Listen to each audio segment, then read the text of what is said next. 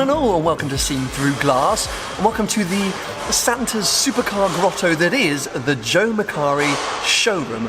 Tonight, these guys are hosting the official Drive the World leaving party, because yes, we are in very much the final countdown, or at least the YouTube final countdown to the start of Drive the World.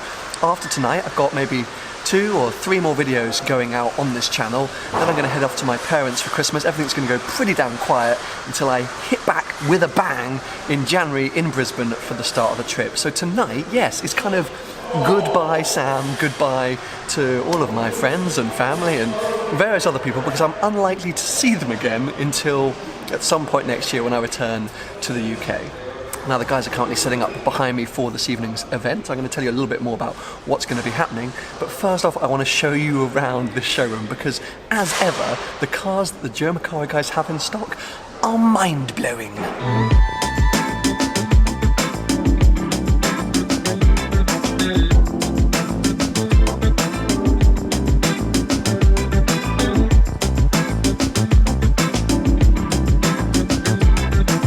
I was in here literally, 10 days ago, and they had 2 McLaren centres here. I'm not sure if the other one is still lurking around, but how ridiculous that these are already up for sale. Quite a sort of safe, sensible spec here. All, black on black on black with a few red details. It loses some of the hideous lines. I think lots of you know I'm not a mega fan.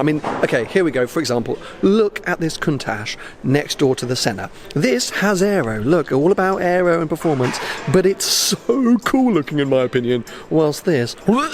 I'm not really a fan of the Urus. I feel like it's very un-Lamborghini, a Lamborghini that's very un-Lamborghini, and that might mean I would usually like it because I'm not a big Lamborghini fan, but it just annoys me. This, however, the LM002, I think is so cool. If the Urus was more like this, I think it would have been a winner.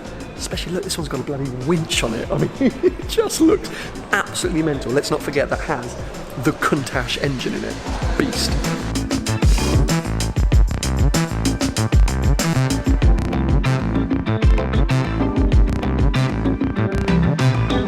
Still haven't seen that many Portofinos on the road yet. If you think how popular the Cali and the Cali T were, I'm not sure why there aren't more of these out and about yet. I think it looks much better. It's a very soft, very tame Ferrari, but it's still appealing, surely. Anyway, talking about Ferraris, you cannot come to Joe Macari's and not absolutely drool and be blown away by this lineup here.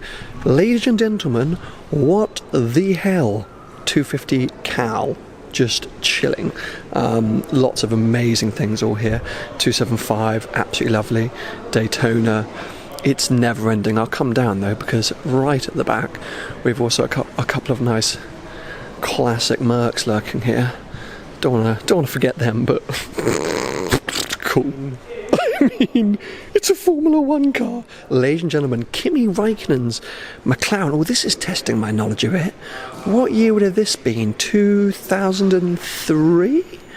What year did... This must be Kimi's first year. Ooh, it's very rare that I don't...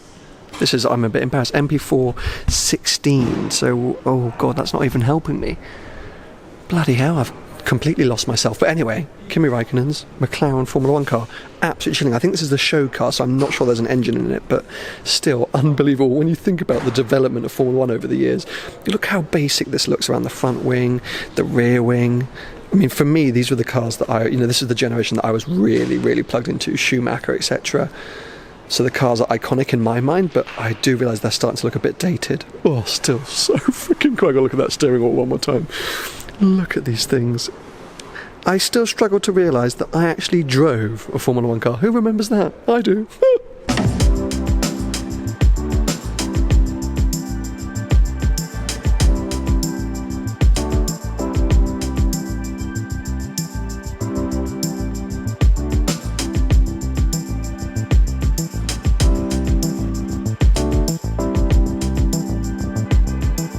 Now, I can't come down to the Joe Macari showroom without talking about one of my most unbelievable and unforgettable car experiences ever at the hands of Joe Macari himself. If you haven't seen this video, please go and check it out, because I still feel like it hasn't been viewed enough times. The experience and the memories I have from it are so visceral that I just want many other people to try and experience that as well, because he took me for a ride. I'd say a passenger ride, but officially this is not a passenger vehicle, up the Best of Italy hill climb run, which is a closed Italian stretch, 26-kilometre stretch of Italian road in Tuscany.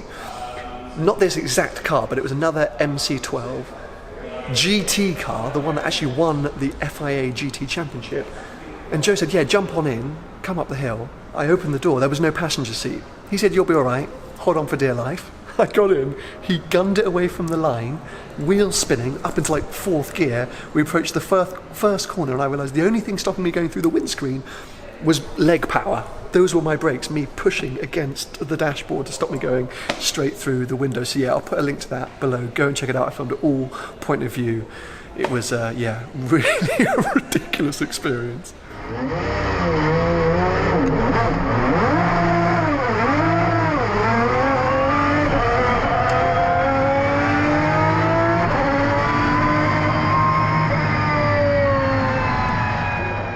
Now, I mean, everything else so far has been a bit redonkadonk, but oh my god, this wasn't here when I came for a little event pre-chat 10 days ago. A bloody Chiron.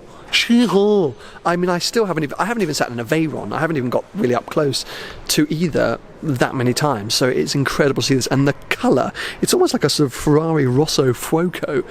I love the Chiron. You might say I'm mad. I agree that from the back it looks a bit weird, but I think if I won the Euro Millions, I might get a Chiron. I would get one over like a Koenigsegg and probably a Huara, not a Zonda, but at least over a Huara. I just think they're so freaking cool. And this one behind rope and post, as is the Ferrari F50 with antlers. Everyone's getting into the Christmas mood. I'm not feeling that Christmassy yet, but maybe this is going to help me. But I just still, can't quite get over this bad boy. People who aren't fans of the classic 911s might not appreciate this or might not care about this. It probably just looks like another 911, but this is a 911R, one of the prototypes, one of just 4 ever made. This was, I don't know how you would explain it. It's not a GT3 RS, it's not a GT2 RS. It was just the sort of ultimate road-going track car. It's not really a track-focused road car. It really was a road-going track car. Absolute lightweight motorsport engineering in a classic 70s 911. Again, I'm sorry if I'm getting the year wrong there, but this is so freaking rare and unbelievable to see. Just come and look at the inside. Absolutely nothing in the back there. Got a roll cage, got these like bucket seats, fire extinguisher between. I just think this is absolutely insane. Look at those perforated windows, the classic Fuchs-style wheels, and there you go, 911R badge. As I say, I realise that this is really for the sort of real gimpy Porsche aficionados, which I'm unfortunately becoming, but it's just nuts to see this. And then, obviously, it's my evening, so we're going to have some Ferraris at the front. 355 Challenge. I think this is road legal, this one. Very, very cool to see, and manual, must be nuts to drive. A very nice Scud, and a 458. There we go. I think you now have a sense of the cars that are hanging. I didn't even notice that mirror earlier. You just can't. Everywhere you go, you keep seeing more things. But yeah, you probably get a sense now for just how insane this showroom is, and I think a perfect venue for this leaving party. Oh, and I didn't even mention, look, my 360 here as well. Oh, this baby. There is an update coming on what's happening with this car. Basically, lots of you have been asking, so it's going into storage. That is effectively the top line, but a whole video coming explaining that and my decision and where it's going and how it's going to be looked after, etc. But it's here tonight because I feel like it had to be. The 911 Carrera T is not, so that's here instead. Got naff videos of myself playing in the background, which are a bit awkward, but yes, tonight I'm going to be joined by lots of familiar faces, a load of the YouTube gang coming down, partners and sponsors of the trip, as well as some people from the Kickstarter, friends and family, and it's just going to hopefully be a fun evening of hanging out, chatting, nerding out about the trip. I'm going to be sitting down with Dylan from Joe Macari. Some of you guys might know him from the podcast or previous videos. We're going to be doing a bit of a chat. I'm going to be revealing a few more details around the trip, but generally it's just about having a bit of a laugh. So yes, hold tight and I'll catch up with you again in a bit.